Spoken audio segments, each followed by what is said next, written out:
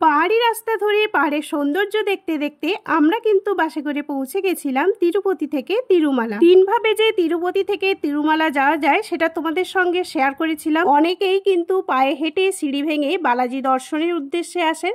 আমরা যেহেতু বাসে করে এসছি, ফলে সেই দিকটা কোথায় আছে বা কিভাবে সবাই যাচ্ছে আমার কাছে অজানা, তাই তোমাদের সঙ্গে শেয়ার করতে পারলাম না।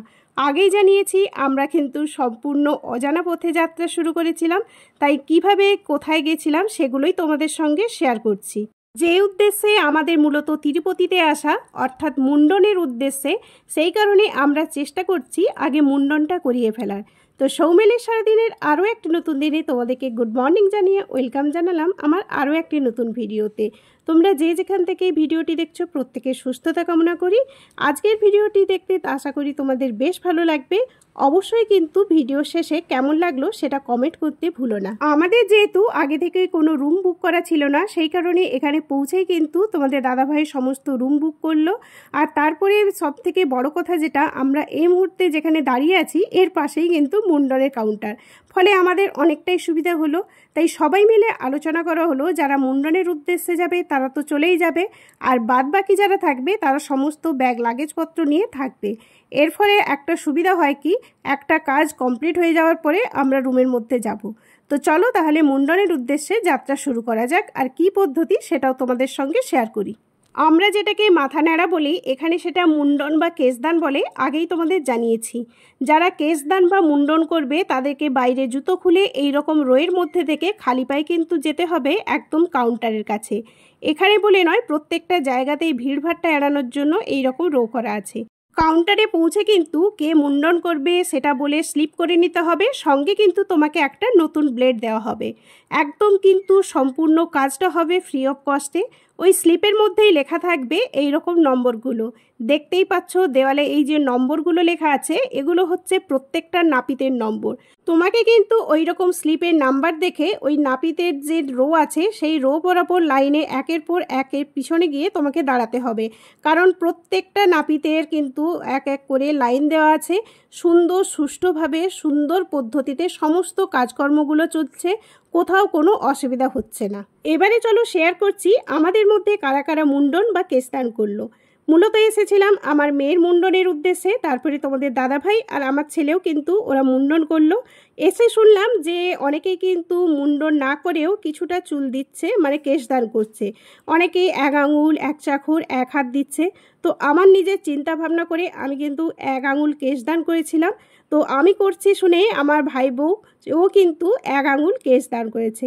এর জন্য তোমাকে আলাদা করে কোনো স্লিপ করতে হবে না, কেবলমাত্র যারা মুন্ডন বা মাথা নাড়া হচ্ছে তাদেরই উদ্দেশ্যে স্লিপ করতে হচ্ছে। একটা বয়সে ছোট ছোট ছেলেমেয়েরা মাথা ন্যাড়া হয় সেটা আমরা সবাই জেনে এসেছি, কিন্তু একটা বয়সের পরে যদি কেউ মাথা ন্যাড়া অবস্থায় ঘোরাঘুরি করে স্কুল কলেজে পড়া চলাকালীন কিংবা বিবাহিত কেউ, তাহলে কিন্তু অনেকেই চিন্তা ভাবনা করবে এ বুঝি পাগল হয়ে গেছে কিংবা কোনো অসুখ করেছিল বা কেউ হয়তো মারা গেছিল। তবে অনেকেই বিবাহিত অবস্থায় মাথা ন্যাড়া হয়েছে এটা কোথাও দেখা যায় না। তবে তুমি যদি এই তিরুপতিতে এসে মুন্ডনের কাউন্টারে আসো আর তোমার মাথায় যদি চুল থাকে, তখন কিন্তু এখানে তোমাকেই দেখে সবাই হাসাহাসি করবে বা তুমিও কিন্তু একটা লজ্জার মধ্যে পড়ে যাবে, এটা একদম কথা দিচ্ছি। সত্যি যারা আমাদের মতো বিবাহিতরা মাথা মুন্ডন করছে, ভগবানের উদ্দেশ্যে কেশদান করছে, তারা যে এত শান্তি পাচ্ছে এত শান্তি পাচ্ছে। অনেকেরই সঙ্গে আমি কথা বললাম আর সমস্ত ডিটেলসটাও শুনলাম, সত্যি গায়ে কাঁটা দেওয়ার মতো। অনেকেই বিভিন্ন রকম ভারী ভারী অসুখে ভুক্তভোগী হয়েছিল, সেখান থেকে তারা কিন্তু মুক্তি পেয়ে আজকে ভগবানের উদ্দেশ্যে কেশদান করে নিজেদেরকে মানে ধন্য মনে করছে। তো সত্যি এই দৃশ্যগুলো নিজের চোখে দেখে কানে শুনে এসছি বলেই তোমাদের সঙ্গে শেয়ার করছি। তো অনেকেই এমনও বলছে আমি মানে যতবারই বিপদে পড়েছি এই ভগবানের শরণাপন্ন হয়েছি, ততবারই কিন্তু আমি এসে কেশদান করে যাচ্ছি। সত্যি এগুলো গল্প কথা মনে হলেও কিন্তু একদম গল্প কথা নয়, বাস্তব।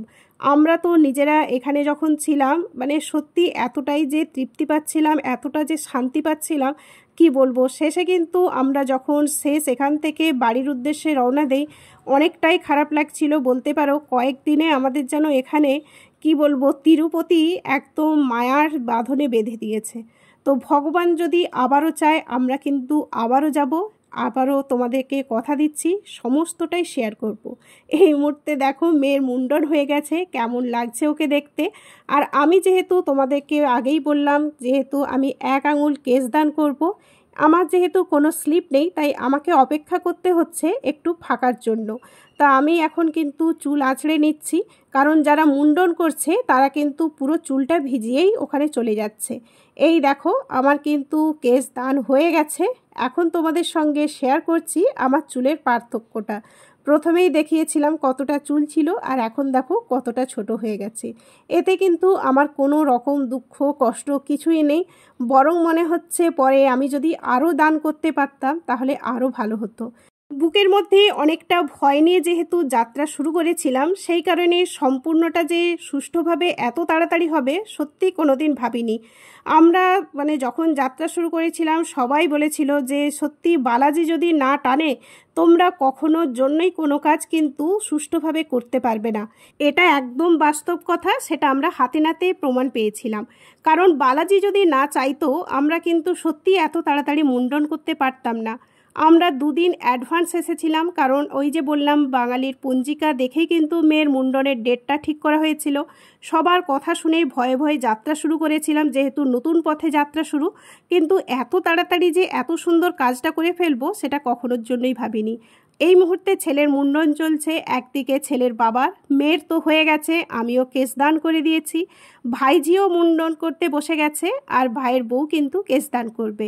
তোমাদেরকে আগেই শেয়ার করলাম এখানে সম্পূর্ণ কাজটা লাইন দিয়ে হচ্ছে, তার মাঝে দেখো আমার ছেলে কিন্তু ওই নাপিত দাদার সঙ্গে গল্প করে যাচ্ছে। ছেলে পরে বলল ওই নাপিত কাকু কিন্তু আমায় বলেছিল তোমাকে আমার খুব ভালো লেগেছে, কোথায় থেকে এসছো, নাম কি, আর কোন ক্লাসে পড়ো, এইসব। মানে মুন্ডন হতে গিয়ে হালকা গল্প হয়ে গেল অজানা এক কাকুর সঙ্গে ক্ষণিকের জন্য। সব থেকে মজার ব্যাপার আরও একটা ঘটেছে কি জানো, আমরা কি একটা দরকারে ঠিক এই মুহূর্তে মনে নেই জেঠুকে ভেতরে একটু ডেকে নিয়েছিলাম। তো জেঠু এসে যখন দেখলো যে আমরা এই রকম মুন্ডনের কাউন্টারে দাঁড়িয়ে আছি আর এইভাবে চলছে, হঠাৎ করে জেঠুর মন হয়ে গেল যে জেঠুও কিন্তু মুন্ডন বা কেশ দান করবে, মানে মাথা ন্যাড়া হবে। একেই বলে বালাজির কেরামতি বা বালাজির সত্যি অসীম লীলা। সত্যি আগেও বললাম যে এখানে এলে তোমার মাথায় যদি চুল থাকে তোমার সত্যি অহেতুক মানে মনে হবে কেমন একটা। তো চলো মুন্ডনের সমস্তটাই তোমাদের সঙ্গে শেয়ার করলাম। এরপরেও যদি কোথাও কোনো প্রশ্ন থাকলে কমেন্ট করো, আমি কিন্তু সমস্তটাই উত্তরে জানিয়ে দেবো। আজকে এখানেই শেষ করলাম।